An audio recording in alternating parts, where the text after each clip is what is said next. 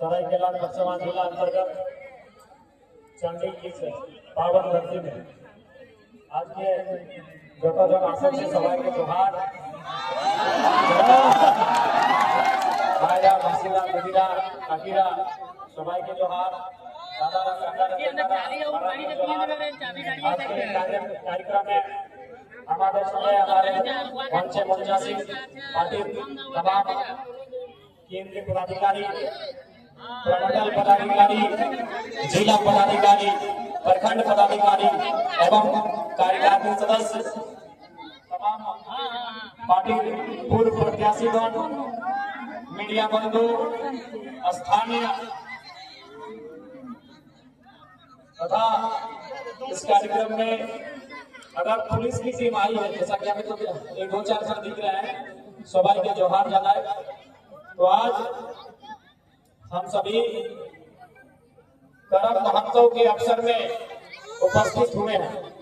आज के हमारा सभा एखाने करम पर्व जन्य आसन से, तो आज राजनीति की बातें ना करते हुए करम पर्व का महत्व क्या है, करम पर्व को हम लोग मनाते क्यों हैं, इसका संदेश क्या है, उन सब विषयों के बात मैं अपने रखूंगा। और साथ ही साथ आप सभी से आग्रह है कि हमारे जाने के बाद भी बहुत सारे हमारे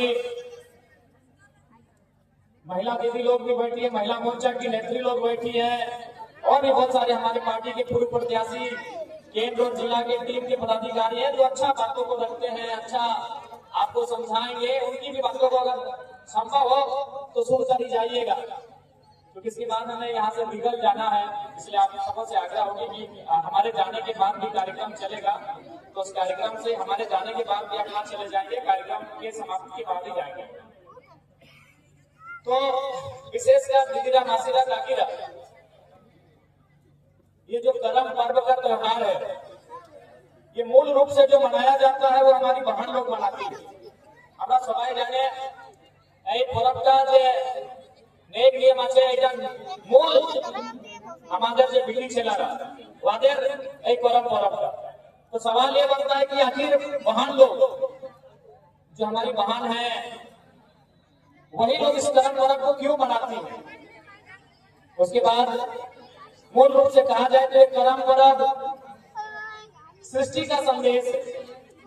दुनिया में बहुत सारे पर्व त्योहार मनाए जाते हैं, वो पर्व त्योहार देवी देवताओं की कहानी पे आधारित होते हैं कि आज से 2500 साल, 5000 साल, 20000 साल पहले एक देवता थे, उन्होंने एक दानव का वध किया, उस दिन से हम त्योहार को मना रहे हैं। तो एक समय एक राजा था, राजा के राज में मुसीबत आया था, तो राजा ने उस देवता का पूजा किया, तब से मना रहे हैं। यानी उसका एक इतिहास वर्तमान में वो है या नहीं है, भविष्य में उसका क्या होगा नहीं होगा, वो एक अलग विषय है। वो पर्व त्योहार इसलिए मनाया जा रहा है कि इतिहास आज वर्तमान में उसका संबंध है या नहीं है कोई वास्ता नहीं है। वर्तमान में उसका केवल एक संदेश है कि हाँ, अच्छाई पे अच्छाई की जीत हुई, बुराई की हार हुई। लेकिन हमारा जो पर्व है ये भूतकाल में भी रहा, वर्तमान में भी और भविष्य में भी रहेगा। इसीलिए रहेगा कि हमारा पर्व सृजन शक्ति पे आधारित है। सृजन का मतलब क्या है, हम जो यहाँ दुनिया में सभी लोग आए हैं, सब सृजन हो के आए हैं। यानी हमारी माँ ने जो हमें जन्म दिया, ये सृजन किया हमारा। सृजन का मतलब क्या होता है, नए चीज का आविष्कार। चाहे आम के पेड़ से नया आम लगना हो, या इंसान का जन्म लेना हो, या जीव जंतु का जन्म लेना हो, या कोई भी चीज का नया निर्माण होना हो, उसे हम सृजन कहते हैं। यानी जो ये पर्व है ये सृजन पर आधारित है। और सृजन कौन करते हैं, आप सभी को मालूम है, सृजन नारी शक्ति करती है। हम सभी जो यहाँ आए हैं, हमारा सृजन किसने किया है, एक नारी ने किया है, जो हम सबों की माँ है। यानी इस ब्रह्मांड में सृजन का जिम्मा जो सौंपा गया है, वो एक स्त्री को सौंपा गया है कि आपके माध्यम से सृजन होगा और संसार गति के साथ आगे बढ़ेगा। यदि एक नारी सृजन नहीं करती, यदि हमारा और आपका जन्म हमारी माँ के माध्यम से नहीं होता, तो संसार आगे बढ़ता। यानी संसार को आगे बढ़ने के लिए महत्वपूर्ण क्या है, सृजन। और ये करम पर्व क्या है, सृजन पर आधारित पर्व।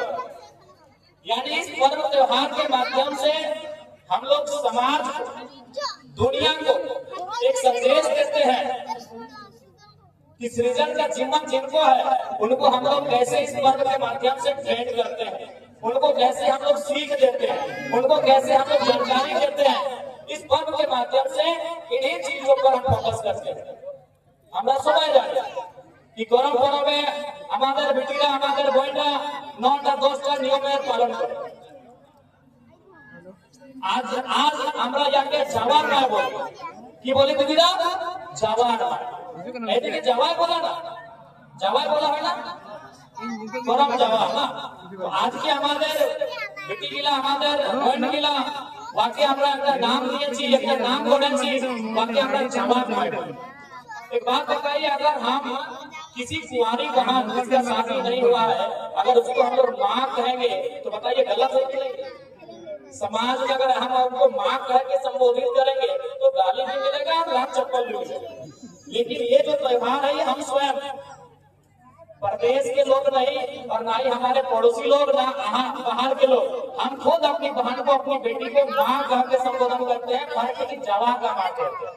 हमरा वाक्य जवार माँ बोले तो जवार माँ मतलब आज उनको एक जवा के माध्यम से ट्रेंड कर रहे हैं कि आज आपको जवा का माँ बनने की भूमिका को निभाना है और एक दिन भविष्य में एक जीव का माँ बनना, यानी जावा एकदम सामान्य शब्द जावा जो और वो और जीवन शब्दों की जो और वो जावा और जीव, यानी आज के जवार माँ और कल के जीवेर माँ।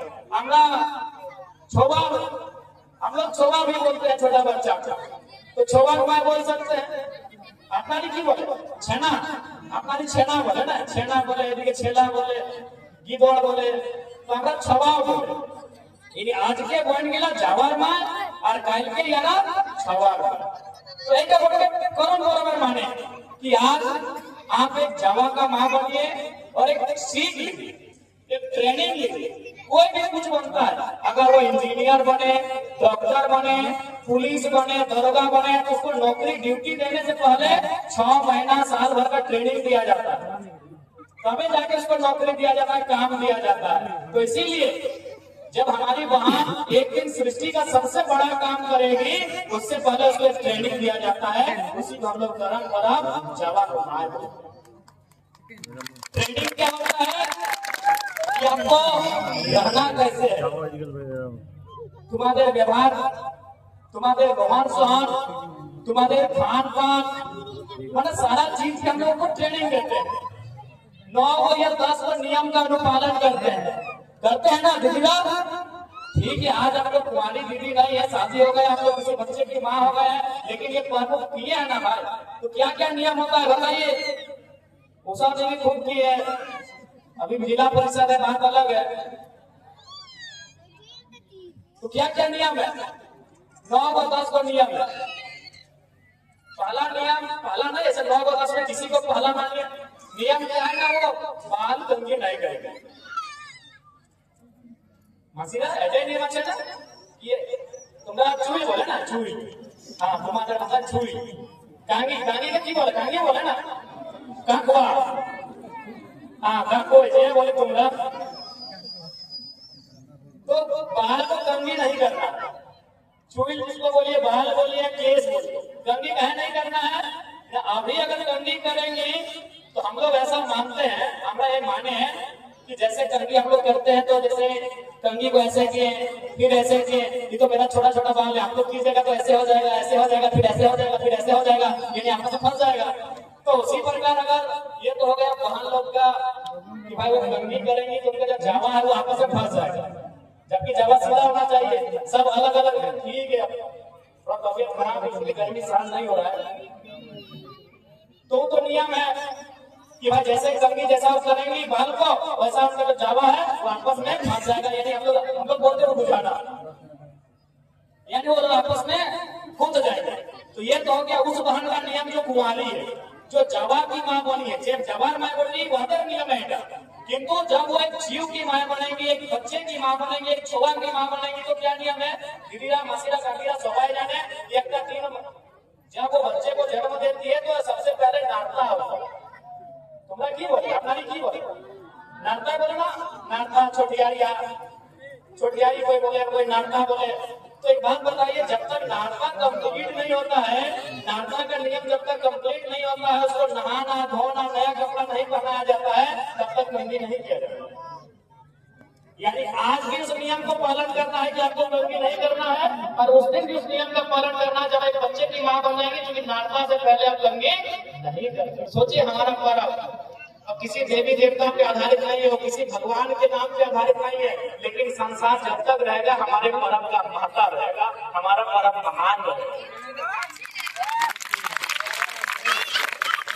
हमारा पर्व किसी राक्षस किसी दानव के वध पे आधारित नहीं है, किसी राजा के युद्ध से संबंध नहीं है। हमारा संबंध सीधा सृष्टि से है कि जब तक सृष्टि है हमारा पर्व का महत्व है, सृष्टि नहीं रहेगा तो देखा जाएगा। यानी जब तक सृष्टि है, जब तक संसार है, जब तक संसार में सृजन होगा, पर्व श्रेष्ठ है।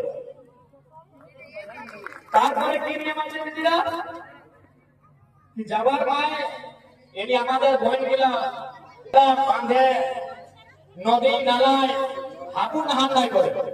हाबू बुझते पारी ना, नहाना दो प्रकार से होता है, आगे नहाइए ऐसे या पीछे करके नहाइए। तो ये जो हमारी बहन लोग हैं वो हाबू नहीं नहाएंगे पीछे से, इसीलिए नहाए नहीं नहाएंगे कि उनका जो जावा है वो भी हार जाएगा, यानी गिरना एक तरफ वो गिर जाएगा। जबकि हम लोग जावा का मतलब क्या है, सुंदर रहना चाहिए, एकदम सीधा होना चाहिए, सिंगल सिंगल होना चाहिए, फंसना नहीं चाहिए। तो अगर वो हाथों लेके नहाएंगे तो उनका जावा भी क्या होगा, पीछे गिर जाएगा, ढह जाएगा। ये तो हो गया कुंवारी बहन का नियम। जब यही बहन एक दिन माँ बनने का टाइम आएगा, उस समय कैसे ये नियम होगा? उस समय यदि आप तालाब में, नदी में, जोड़िया में, पोखर में, जो भी बोले नहाने की जगह को सिर्फ मैंने बाथरूम को छोड़ देगा, वहाँ डूब देने की जरूरत नहीं है। यानी नहाने का जितना भी जगह दुनिया में है, नल सब छोड़ के, तो अगर उस समय अगर वो पीछे करके नहाएंगे हाबू सीना, तो उनका जो बच्चा दादी है ना, वो या तो पीछे या तो दाएं या तो बाएं फंसा जाएगा, और ऐसा होने से क्या होगा, उसके बच्चा को नुकसान हो जाएगा।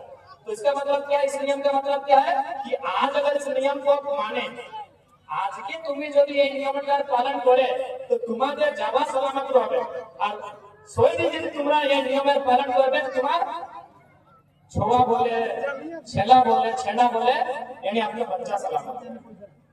आज अगर मानिएगा तो आपका जो जावा है वो ठीक रहेगा, और उस दिन मानिएगा तो आपका बच्चा जिसको छोआ बोलते हैं हम लोग वो ठीक रहेगा।